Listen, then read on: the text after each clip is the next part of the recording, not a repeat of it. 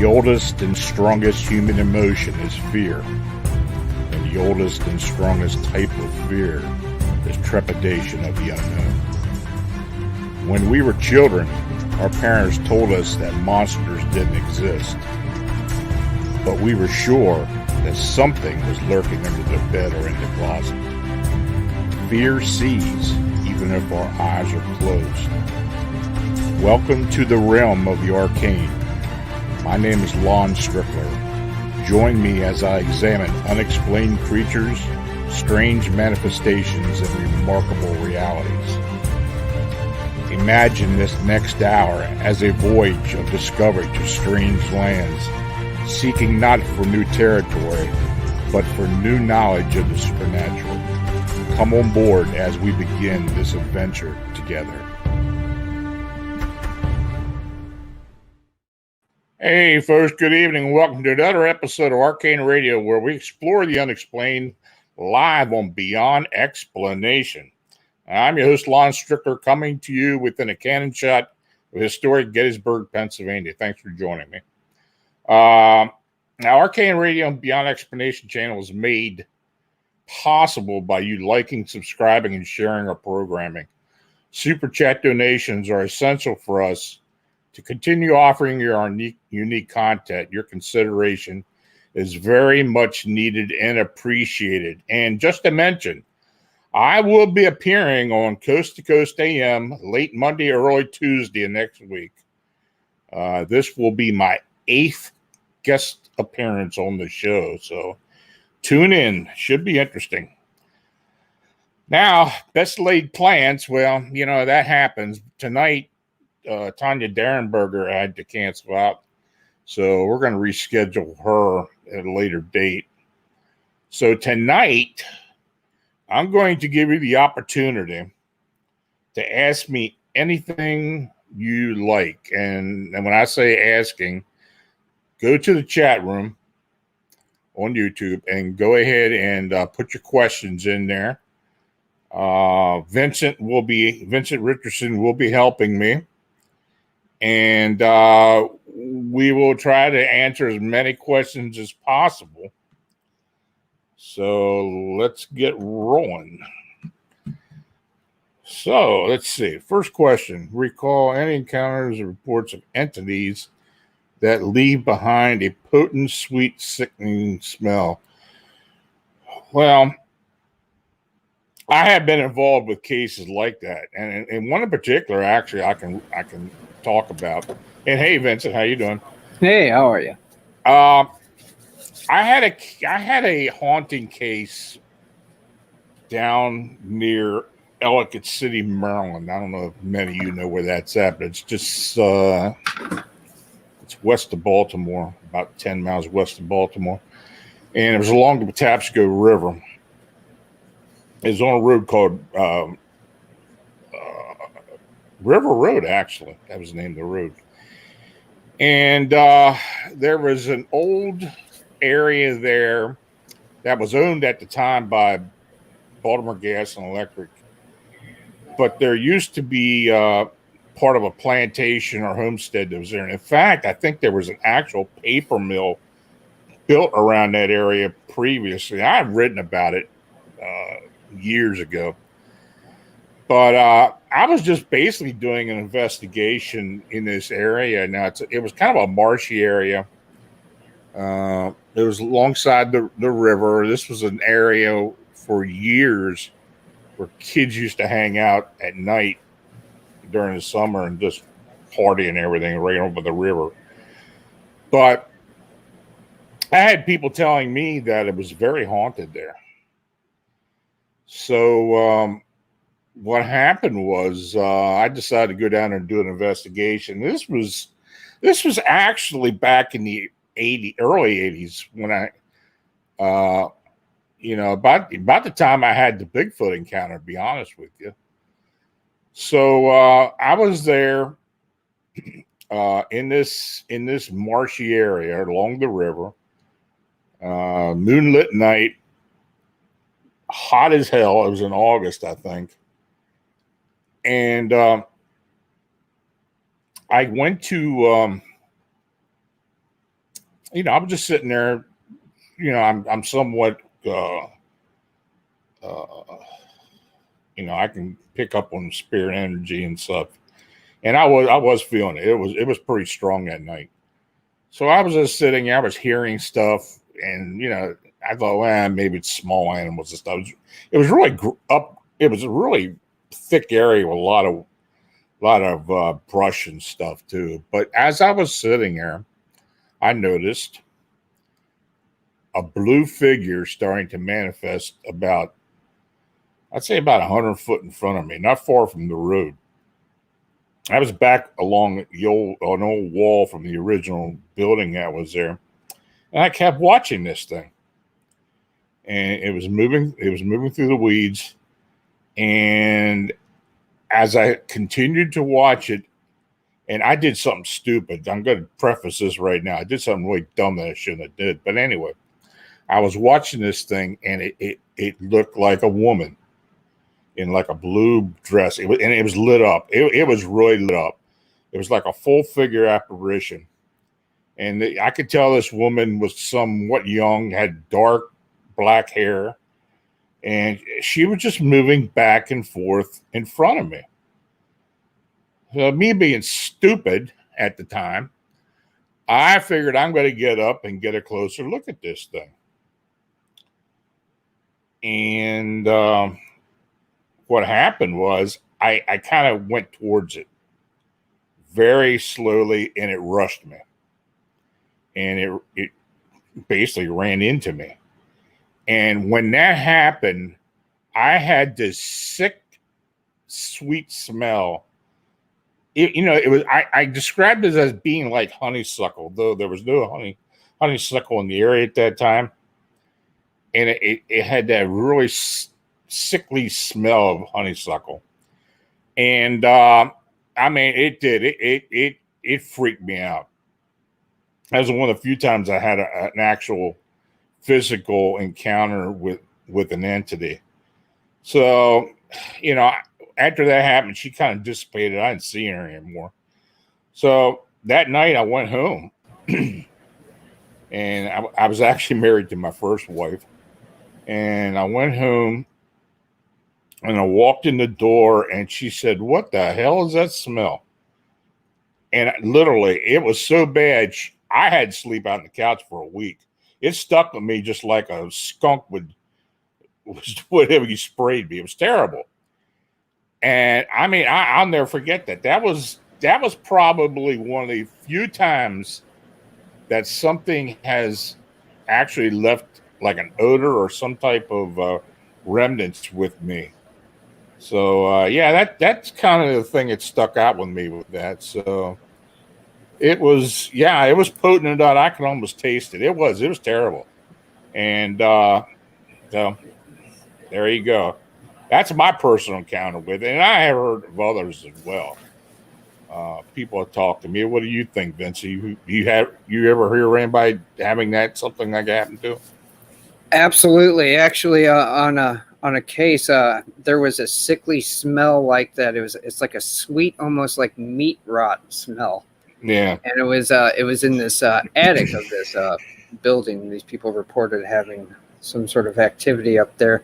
They thought it was of the more of a evil side of the things, but I couldn't find any proof of that. But well, you hear these stories of like the decomp smell of, right. Of an entity. I don't really think I've ever experienced that. I don't know if that means some type of malevolency or whatever. Sometimes when the spirit energy or when the energy itself is on this earth plane, it's an earthbound entity.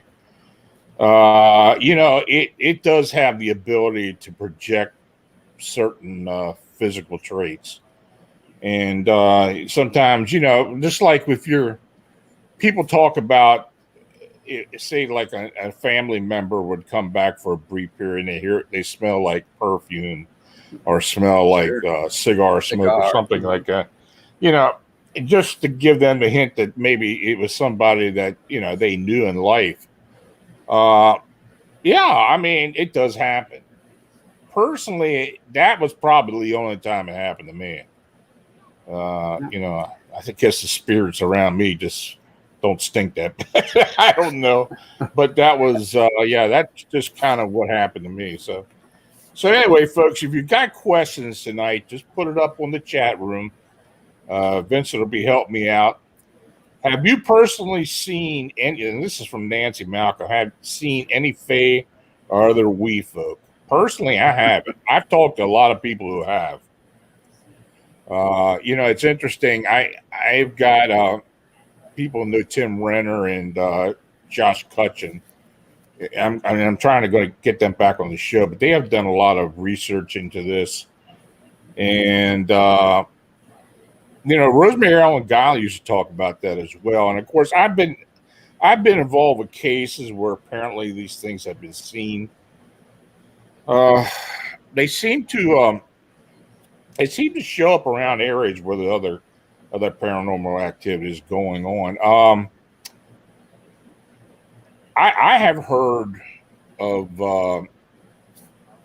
little people or fae or anything, something to that effect, being around areas where there's Bigfoot activity, dogman activity.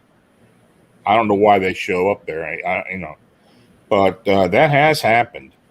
You know, if you read accounts by Native Americans or First Nations about, especially First Nations up in Canada, you get a lot of the accounts of these small people or fae, whatever you want to call them, encountering something like that. I had a case one time out in Western Pennsylvania of something like that.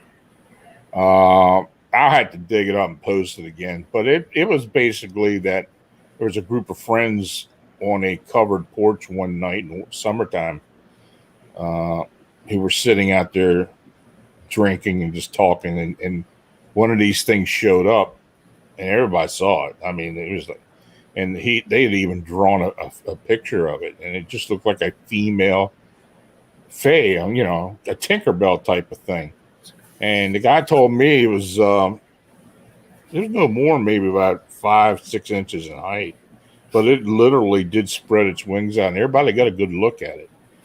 And you know, you hear a lot about that.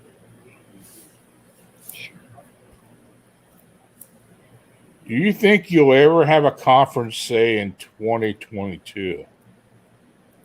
Well, I don't know. You know, I don't attend many conferences. You know, I haven't in the past, even when we didn't have to worry about COVID. I haven't been to too many. I have in the past talked about doing more of them. You know, I have talked to actually Sean Forker and myself, and even Butch have talked about maybe getting something together here in Pennsylvania, some type of conference. You know, the logistics are a nightmare. I know that right now because, you know, I talked to Eric Altman many times about him putting together his Bigfoot Adventures conference that he had put on a couple times. And yeah, it's a nightmare. It really can be, you know.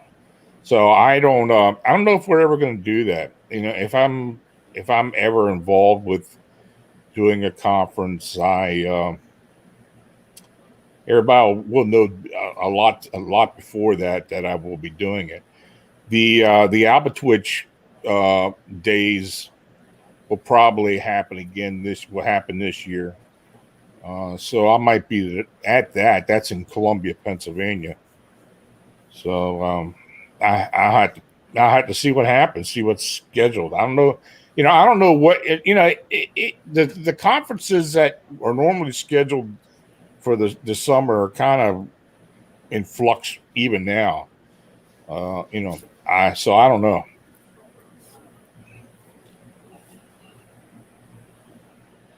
So, folks, what we got here? What happened to the Oklahoma case that's Diddy 836 with Brian Fusco was working? He's still involved with it. The only thing that has happened since then that I know of is that there have been apparently some type of surveillance by outsiders in the area. Now, I don't know what this is all about. I don't know. It's actual government people. I believe from the license plates that the witness had described that they may be something as far as a reservation agent. Now, I don't know what that's all about. There are some reservations in the area.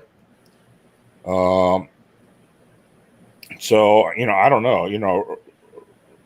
Ryan hasn't mentioned anything lately about it.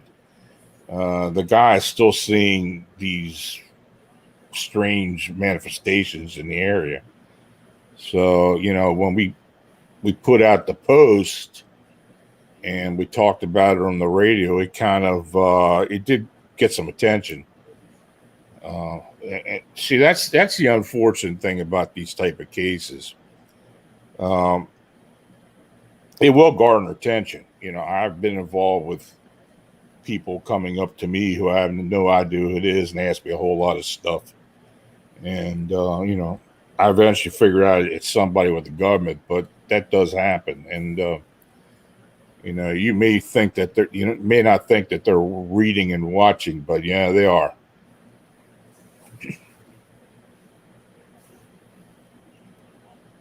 So let's see what else we got here. Apocalypse 22. I have a question. Do you think Birdman, Mothman controls birds like Dogman controls coyotes? I don't know. I'll be honest with you. I really don't know of anything like that, of them controlling birds or other flying creatures. I don't think they really have an association with, flying creatures on our planet, on our Earth plane. I mean, I believe personally that these are some type of interdimensional being that make their way through somehow through a rift. I don't know what they can control on on this Earth plane. I mean, I haven't seen any evidence of it. As far as coyotes and dogman, I don't know what that's all about. I have heard people talk about that. I don't know if there's any real correlation there. I guess if they're in an area where coyotes are, the coyotes they're gonna react. That's just their nature. They will react. So I have actually heard some reports of a dog man being seen in packs of coyotes or feral dogs. They would be the alpha in that case. Do these animals follow their lead? I'm not sure. I don't know. Yeah, I don't know. I've heard reports of especially out in the Dene Navajo reservation of skinwalker entities having coyotes follow them around or for whatever reason. But as far as dogman upright canines, I have heard it, but I don't know much about it. Now, Nancy Malcolm, what can we believe about all the alien news and talk now? So much as being said what's true.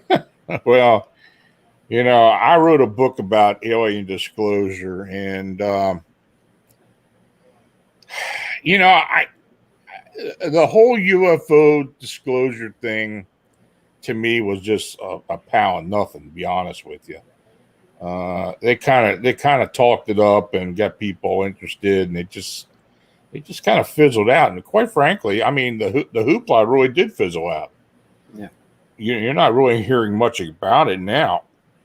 As far as entities or alien activity, I do believe that UFOs, for the most part, are probably innocuous type of lights and stuff. I don't think all of them are associated with otherworldly beings or otherworldly aliens and such like that.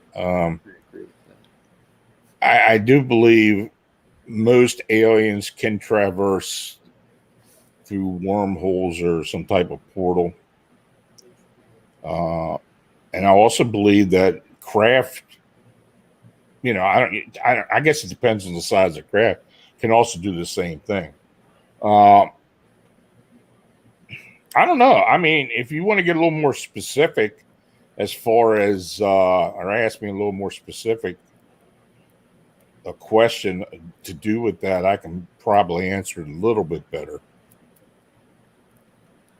Any updates from Manuel recently? It's from Marla. Yeah, we haven't had anything lately. It's been kind of slowed up. It seemed like it got busy there for a while. We did have the one report out of O'Hare, and then of course we had the sighting down by the aquarium, by the shed aquarium, and that was an excellent sighting. That was, we hadn't had a downtown, but the waterfront sighting like that for a while. So, since people are out and about, I'm not sure. I don't know why, we're not getting sightings unless this thing just isn't showing up. I mean, we have had lulls in activity before. I don't know if it's just if the conditions are right or what's going on. That's why I believe that they are definitely not indigenous. That there's something right. That's not here and living and breeding or eating or whatever they do. Because for the most part, their sightings are quick and they're gone. And I think they do have the ability to move in and out. And so I don't know, but no, there haven't been really many updates.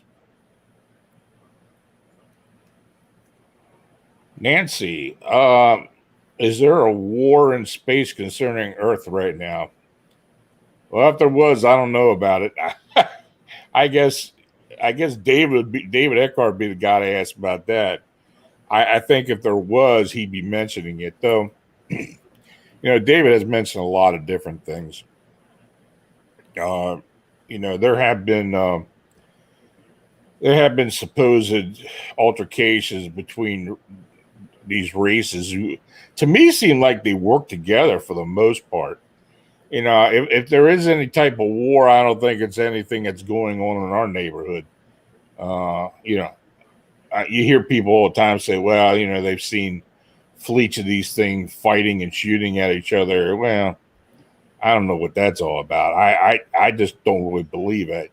If there was something happening up there that could be seen, the government and the military would be involved with that because they see it. If that was going on, if it wasn't actually affecting humans directly, I'm quite sure they're not going to tell us about it. Sure. There does seem to be several factions of different extraterrestrial forces out there, but whether they're at war with each other and they have conflicting agendas, I'm not sure. Yeah. In more recent years, it seems that these different races seem to work together in a lot of respects, especially when it comes to abductions or encounters. More and more of these abductions or encounter reports, there seem to be like human hybrids involved more so than not. My theory on aliens in particular are that the human species, I believe, is a universal species. And when I say that, I mean that if they are living in other galaxies or other planets in this galaxy or, anywhere in the universe, they may have a human origin. Now, I'm not saying it's a human origin from Earth. I think the humans on Earth are part or some type of human species. But I think there's a whole hierarchy of humans. I really do. I mean, there's a lot of different sightings of a lot of different so-called extraterrestrials or aliens that are, Seems like extraterrestrial these biological. insectoids are in the shadows, kind of pulling the strings, doesn't it? Yeah, I've got my own theory about insectoids. I don't think they're really insects. Sure. Evolved insect. I think the reptilian race has the ability to, through a hierarchy, to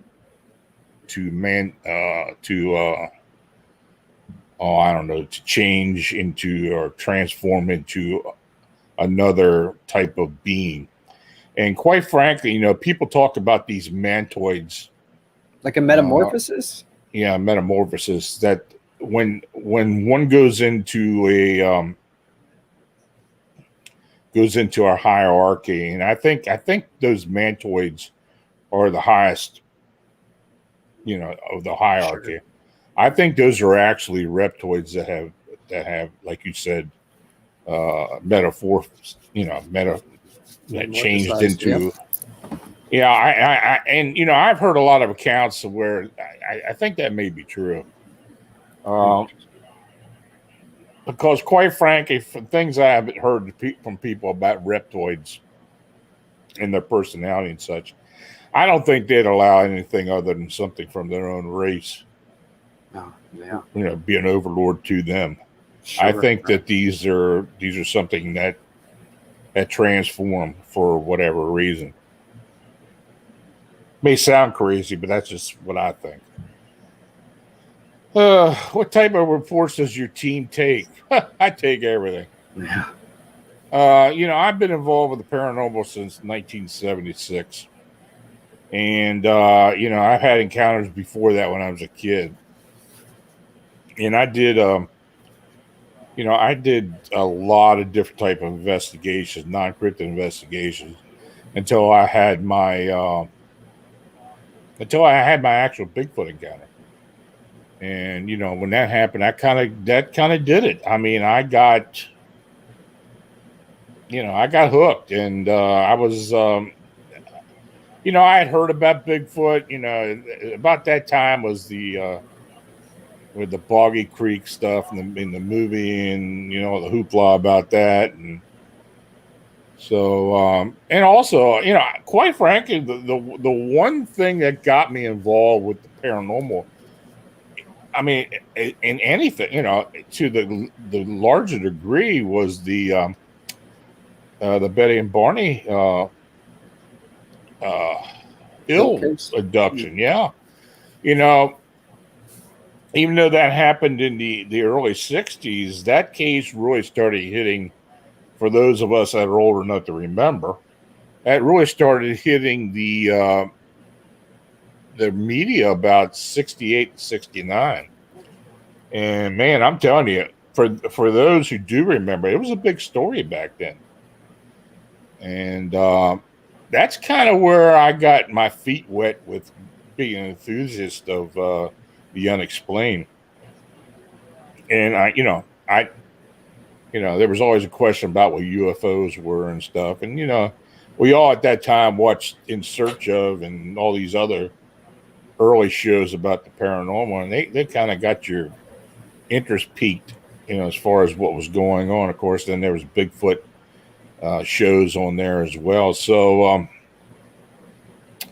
that's kind of where I got my interest at. But could you maybe elaborate a little bit about your Bigfoot encounter for the people that may have not heard about it before? For the 2000th time. This happened in May of 1981. I was fly fishing along the South Branch Patapsco River, which is about a mile downstream from Sykesville, Maryland. Now, I had never heard. I hadn't lived in the area for a long time, maybe about 4 years by that time. And I had never heard of the Sykesville monster or anything to that effect, because back in the early 70s, there was something that was breaking into homes and to chicken pens and coops and all kinds of stuff along the river in Sykesville, causing up a stir. It was actually covered by some of the media. The Baltimore Afro-American did the most coverage, because the community was mostly a black community at that time. And but anyway, my encounter was that this thing. I was out there fly fishing, and I saw, after hearing a dog that I seen out there yelp, and this thing probably attacked the dog, and this thing stood up. And when it stood up, I could see it about chest high because of the high weeds. And it was a very hairy looking humanoid, and as it moved to my left out of the weeds, it stepped out, and it was standing there. And he and I, because it was definitely male, I could see the genitalia on it. We locked eyes. I mean, and maybe for like 10 seconds. I was probably about 50 foot away from it. I wasn't that far from it. That's close. And the one thing I did notice was that there was a kind of a stench, but it smelled like fox urine to me, because I used to use fox urine when I used to go deer hunting. I used to put it on my shoes for masking, but it smelled like that. But the other thing was, it was making a ticking sound, like a clicking sound, which I later found that was probably gnashing its teeth. I have heard other reports to something similar to that, so that's what I think it was. But it and I were looking at you for about 10 seconds, and I think my jaw hit the water, because I was standing in the water. I think I was shocked. I mean, I didn't know what to think this thing was. I had chest waders on, so I wasn't going anywhere too quickly anyway. So this thing, it was about 8 foot, maybe 7.5 to 8 foot in height. Had the real thick brow ridge on it, but it looked more. It had a lot of hair. I mean, it had a lot of dark brown hair on it. Somewhat matted looking. Had the conical head. But it looked like what people would refer to as a Neanderthal, an early man. If I had a gun, I'd have never shot it, because I didn't know what the hell it was. But I had heard of Bigfoot. Bigfoot didn't pop into my head at the time, because quite frankly, I didn't know what the hell I was looking at. But it did. It turned around and started walking up into the woods, and I'm thinking to myself, well, I got to tell somebody about this. So I got in my car, up on the road, got on my car, and drove into Sykesville, and found a payphone right by. There was a bar that used to be there by the river, and I called the local cops, and they were I could kind of hear the snickering behind. I'm telling them that I saw something, and I think I did tell them I thought it was a Bigfoot or something to that effect. But anyway. The woman who had answered the phone, the dispatcher, said, well, look, go back to where you were. And which I wasn't really thrilled about, because I knew this thing would back out there. But I did. I went back, and quite frankly, it was no more than a 2 or 3 minute drive. It was only about a mile away up river. That was River Road too.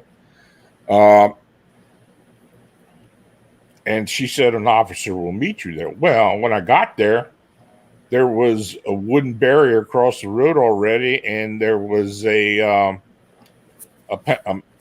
Maryland State police officer standing there.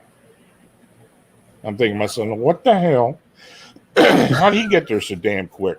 Right. And when I pulled up, he said, you got to turn around and go back. And I said, well, I made the report. He said, I don't care. I don't care what you did. You got to leave. And I'm thinking, I said, well, this is great. So I went ahead and went home. Now, I lived in Sykesville at the time. So I went back home, and, I just was itching to get back there. About an hour later, I decided to drive back. Well, when I got back, I had to park like a quarter mile down the road because there was cars everywhere. And when I did walk up to the barrier, and they had it cordoned off, they had the tape and everything up. Even though this was back in the early '80s, they used tape back then, and there were guys with dogs going all through everything, and there was a big white tent actually set up across the river where I had seen this thing. So I don't know what they have found. I walked up there and there was a Howard County police officer standing there, and there's a few other people standing there as well. And you could tell there were a lot of government stuff. I could hear helicopters. I didn't see one, but back then the feds used to drive black Wagoneers, and there were a couple of those there. But there were people everywhere. I'd say there were at least 50 to 60 people there that were government types or officers or police officers. That's awfully fast. Yeah. Well, what happened was, I asked the cop, I said, well, what's going on? Being stupid. Acting like stupid. And sure. And I didn't want to tell him I was the one that made the call. And he said, he started laughing. He said, somebody saw Bigfoot. I thought, okay. So I'm watching. And, I stood around there. I didn't stay there long. I went ahead, walked back, and went back home. Called the local TV stations of Baltimore, which at the time were 3 of them. Called them, talked. They were all interested in hearing about my story and what happened. And they said, well, get back to us in a couple of days or we'll call you. I said, okay. So about 5 days later, I hadn't heard anything. So I called one back. And the guy, he literally hung up on me. He told me he didn't want to talk to me. So I thought that was strange. But anyway, I did find out later that there had been a sighting of a Bigfoot about 3 miles downstream around Marysville earlier that morning, the morning I saw it. So they were already aware of it, but the feds don't show up for something like that for nothing. Right. And for people who are familiar with the Baltimore, Washington area, there are a lot of places out in the sticks, in the suburbs, where there are fenced off areas and buildings that you have no idea what the hell they are. And I don't know if there was some type of facility in the area. If something had escaped, this thing had escaped, or what happened. But I do know that happened. And it was, my story was corroborated by a Sykesville police officer later on who contacted me and wrote to me and told me that, everything you said happened. Now I had contacted BFRO in '95 when they formed and told them about it. They took the report and everything. They investigated it, and it was a Class A sighting. But that's when I started finding out about the Sykesville monster incidents back in 72 and 73. And fortunately, at the time, me being interested in wanting to know what the hell I had seen and do an investigation, I worked with some of the people who lived down there by the river. And they were telling me, oh, yeah, there was a lot going on back then. Family members that we know had seen this thing. So, man, right off the bat, I was given access to a lot of these witnesses. And in fact, I was given access to witnesses who never even had been part of the original investigation. So I opened everything back up. And that's kind of where it started at, and that's where I started to started collecting evidence on the Sykesville monster thing and started getting other evidence around the area. But quite frankly, since my sighting, and I haven't checked the BFRO map lately for that area, but there had been 4 other Class A sightings in that area. So people are seeing something. Yeah, most definitely. So we got any questions? I'm sitting there jawing, and I didn't look for any questions. What are your thoughts on black-eyed kids? Well, that's a good question, because when I wrote the Alien book, the Alien Disclosure book, I was kind of wondering what I could classify as a possible non-terrestrial being. Now, the one phenomena that I do believe may possibly be a non-terrestrial being are the Men in Black phenomena. Now, I think that I'm starting to believe more and more that they aren't connected with the government. I'm starting to believe more that they are a separate entity in itself that have the ability to know when people see things and just show up. It has happened way too many times. As far as black-eyed kids, I don't know what the hell they are. David Weatherly was kind of the one investigator who kind of brought this whole phenomena to light when he started, reporting on it, and then he wrote a book about it. And the cases I have talked to people who have had these experiences, they do seem, I think there is a malevolency there in some degree, but I haven't really heard of any situation other than where there may have been a fire started by one down in Florida years ago. I don't know of any other situation where they have actually hurt people. I may be wrong. The black-eyed phenomena that Jack Carey talks about with him in JC when they had that experience, that's about as bad as it gets, because those guys, whatever that female was, affected them just by them looking at it. And those 2 guys got sick as dogs. Yeah. So I don't know what had happened. Yeah, the whole black-eyed kid or black-eyed adults, I guess they grew up. It's an enigma. It really is. I mean, I've heard all kinds of crazy stories involving these things. And it's not always out in the sticks or somewhere. I mean, you hear about them in urban areas as well. Sure. I had some cases that had happened in Atlantic City area for whatever reason. In fact, there was like 2 or 3 of them where they seemed to be like a gang of them. Yeah. And there were people reporting that they were, that they were harassing people and such around Atlantic City for a while. And I haven't heard anything in a while.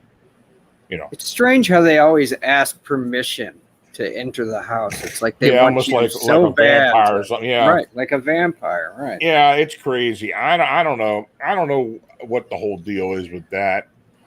I have had reports. There was one not far from here, in Cowan's Gap State Park, where this couple had run across, and this was in the wintertime. It was in that state park, and this couple they were just out walking around, after Christmas, in the state park. It was probably warm enough it didn't bother them too bad, but they were approached by 3 of these kids as they were sitting on an old picnic table, and they were acting weird. In fact, one of the young girls pulled out a pack of cigarettes. I mean, started smoking in front of them. And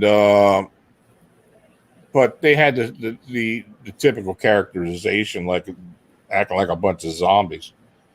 No. Yeah, and they've got clothes on that doesn't match the time period or the. Well, not only that, here it is the middle of the winter, and they were walking around in regular clothes with light jackets on, and they did see them later. It was down the road further. A man and a wife, and he had gone into the post office, and she was sitting in the car, and she saw them walk by. It was funny because, it seems sometimes certain people are able to see them and some people aren't. Yeah. That's like, that's like with this winged humanoid phenomenon. Seems like some people see them and some don't. Now, are people predisposed to being able to see these things? I think in some instances that may be true in some of the phenomena we people encounter and that we report on. So who knows? I don't know what the black-eyed kids is. It's an interesting thing, but I don't know. There are a few outstanding accounts, but it is what it is. Have you experienced reptilians or other ETs personally? Yeah, I have. I had an encounter with what people would describe as tall grays. And I've talked about this before, and I talk about it in the book. The year my wife was battling cancer, which was 2015, I had a couple encounters with these things at home. Now, at the time, I was sleeping out in the living room on a recliner because she had the bed to herself because, being sick and everything. And I didn't want to bother her. And these things would just show up. Imagine in a recliner asleep and then waking up and seeing three tall grays, standing there looking down on you. That happened twice. So I don't know what that was all about. And I have talked about during that whole year where I had this, I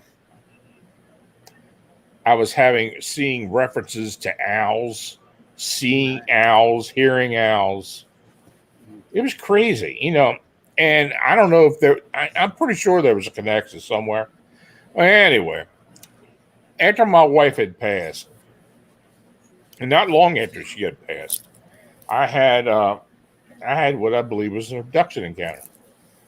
And I was taken to, I don't know if it was a craft or just a facility or whatever, but it was these three tall grays. And when I say tall, they were about 7 to 8 foot height. And they looked like gray aliens, but they were just big, big and tall, lanky, but big. And they communicated, telepathically. It was almost like, and I've heard people describe this. It's almost like they are talking to you, and you can really hear them just like they're talking to you, but they're not. They're projecting words into your head, into your brain, your senses. And what they had me do, I was standing in front of this screen, and it looked like a large screen. And they were showing me historical events. And basically what they had shown me were, and the original scenario that they showed me was this huge circular craft that landed. And when I say huge, I mean huge. Miles across, many miles across. This huge circular craft that descended and landed in the area around what we present day Nile Delta. Now, what they showed me at that time was actually in an area that was all surrounded by ocean, Mediterranean. But they impressed on me that this was around 12,500 years ago. And this was the start of an incident where there was actual human and alien connection. But these non-terrestrial beings that they showed me on this craft looked human. and they basically stated to me that these were they influenced a lot of the large and small civilizations in that Fertile Crescent area, or around where Egypt and Mesopotamia, and even up I guess into Greece, and the whole Eastern Mediterranean civilizations. They emphasized the Egyptians. They really did. They emphasized the Egyptians. And the one thing I did ask them about this was, is this Atlantis? But I never got an answer. So, yeah, so that's Thank you, Andy. that was my encounter. Now, I had something happen in early April of this year, and it was the same three. No, But I don't remember much at all about it. Honestly, it was quick. I know they showed me something, but I just don't remember.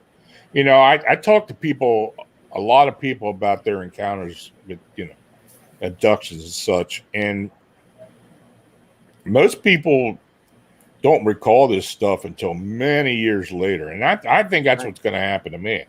If I live that long. The thing is this going to come back, and I'm going to end up writing 2 or 3 books about it? I don't know.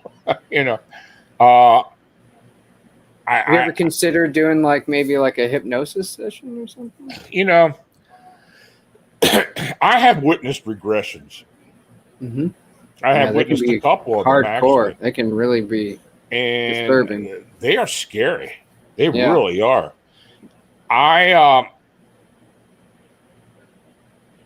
When I'm talking regression, I'm not just talking about alien involvement regression. I'm talking like past live regressions and things that people are going through, and it's interesting listening to it. It really is, especially if you have a hypnotic therapist who's good at it. Yeah, there aren't many that are good at it. But I have thought about it. I've had people try to talk me into doing it. I don't know. I might do it one time. If I find somebody that I trust, to do it, I may do it. I've talked to Brett about it. Before, and she's not really sure if I should do it either. She's kind of skeptical of the whole thing, though she has been through a regression. I'm not going to get through that, but I'm not going to get into that. But it was pretty interesting. So, so that's that. What else we got? We got another question? I've got a weird question for you. Okay, these pale humanoids. They seem to be on every continent on the globe. What do we think they are? I don't know what they are. I'm writing this book now, and I'm investigating and researching, and I'm probably as more confused than I was when I first started doing this. I hear stuff all the time, read stuff all the time from folks who have these encounters, and the fact that they just show up the way they do, and in areas where there haven't been any activity before, or any reported activity before. Now, we had these pale humanoids. Most of the sightings that we're getting are in North America, particularly U.S. and Canada. And we've had a few here in Pennsylvania as well. I talked to Stan Gordon about it. He said he's had a few out his way, out in the western part. I had one near Butch, out there by French Creek State Park, and he's actually Butch has been putting camera traps out there. Oh boy! So hopefully we'll find something. Now that area has been known for upright canine sightings as well, so maybe he'll grab something there. But no, this whole crawlers or walkers or whatever you want to call them, it's bizarre. It is. I don't know what they are and how they just show up and why they show up. If there's a specific reason as to why they show up or what they do, they don't seem to be malevolent. Unlike people talk about with Wendigos and that type cannibalistic type beings. Right. It's nothing even near that. These are kind of benign type creatures that just scare the living hell out of people. And, it's just like with the Penelope phenomenon out in the Sierra Nevadas. I've got a couple of reports out there that I've confirmed with park rangers out there that people are seeing something. They're reporting it. I still don't know how that Penelope name got stuck on there. I don't know either. I wish I did. Angry ex-girlfriend or something. Well, I talked to one of the original witnesses about that, and he may be the guy who put the name on there. I didn't know about it, so maybe I'll find out before the book comes out. Yeah, that Andy K was saying about the one in Poland, that was pretty scary. Yeah, that was. I took some screenshots of that thing off that video, and I'll have them in the book. But yeah, that was pretty wild looking, and they do make some hellish noise, screaming and stuff. Lon, Google says you're a musical artist. Yeah, that's not correct. I'm trying to get Google to change that. I don't know what the deal is. I don't know if somebody hacked into it and changed it, but it's supposed to have their author instead of musical artist. I already contacted Google, but you know how Google is. It's like talking to the wall sometimes.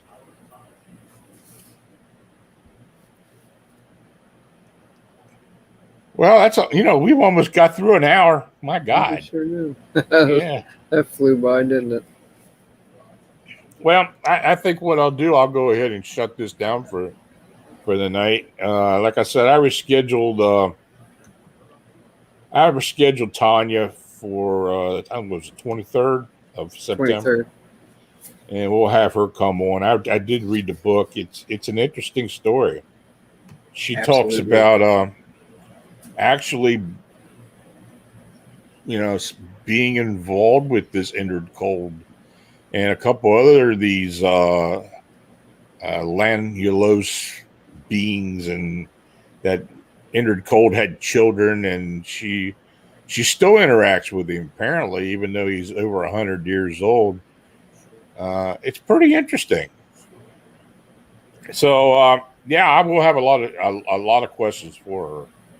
I was busy last night writing stuff up, but we'll have to postpone it to another time.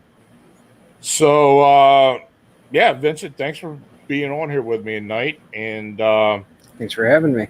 We'll shut this down, and next week I've got Carter Bouchard on with me. He's got a new book out, and it's an interesting book. He does a lot of investigating of Bigfoot structures and stuff, and we'll talk Bigfoot next week. And so, again, thank everybody for the super chat donations. Man, it's really appreciated. That's what keeps us going here. And, again, please like and subscribe and share with other folks. And, I thank you all for putting up with me tonight. And I know you're all expecting Tanya to be on here, but I thank you all for sticking with me. So, again, until next week, stay healthy. Have a safe, enjoyable weekend.